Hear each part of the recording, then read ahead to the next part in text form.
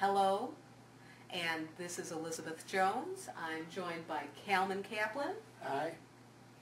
and we're presenting another in our continuing conversations in biblical psychology. Cal, I was wondering if we could talk a little bit about the history of your coming to a biblical construct of psychology. I remember that you told me about Sigmund Freud and how you're trained and fully conversant in Freud's psychology, but could you tell me a little more about how you came to the construct of biblical psychology? Well, to get to the bottom of that question, really, I was really trained in culture and personality social psychology, which is a little bit like cultural anthropology. Mm-hmm. And that means that everything that you learn, you realize is embedded in a particular culture. So when I began to study Freudian thinking, I was just struck by how immersed he was with Greek mythology.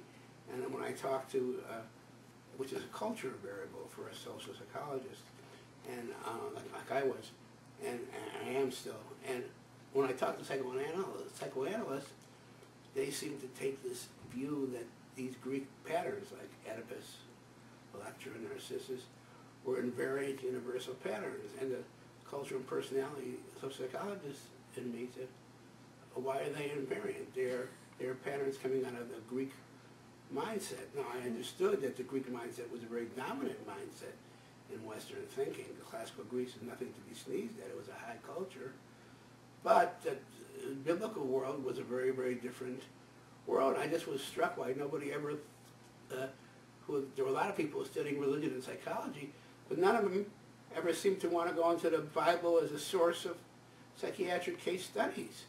They were looking about it as so spiritual, and it always put me to sleep when they talked about spiritual. I wanted meat. I wanted the stories.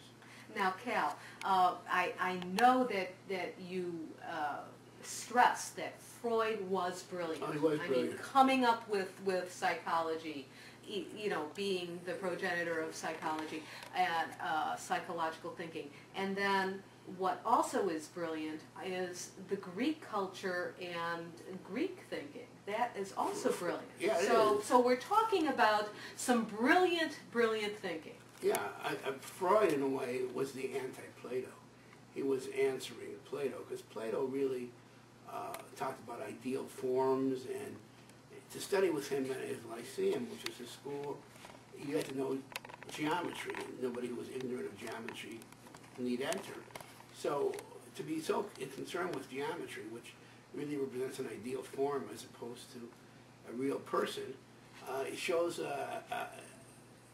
a disdain for the real and a love for the ideal, which really is in Plato's thinking. He always prefers the being which is ideal to becoming, which is messy. But life is kind of messy and contextual. And well, you were talking also about how Eric Wellish was a real formative thinker in your earlier period of time. yes, he was a pioneer, and I was acquainted with him at the urging of my old professor at Northwestern, Donald Campbell, who was a brilliant social psychologist. He died much too young, and he I think he was president of the American Psychological Association, and he and I had a very nice relationship, and he was going to tell me about Eric Wellish, and Wellish wrote a book, Isaac and Oedipus, in which he started talking about the story of Isaac as a biblical alternative to resolving the Oedipus complex.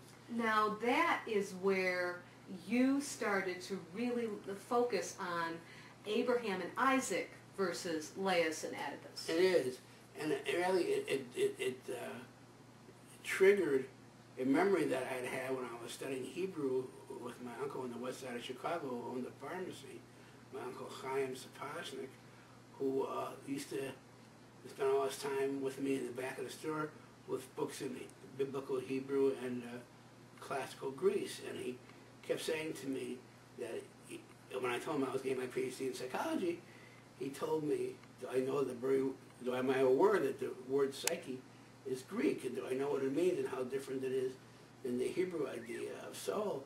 And I didn't.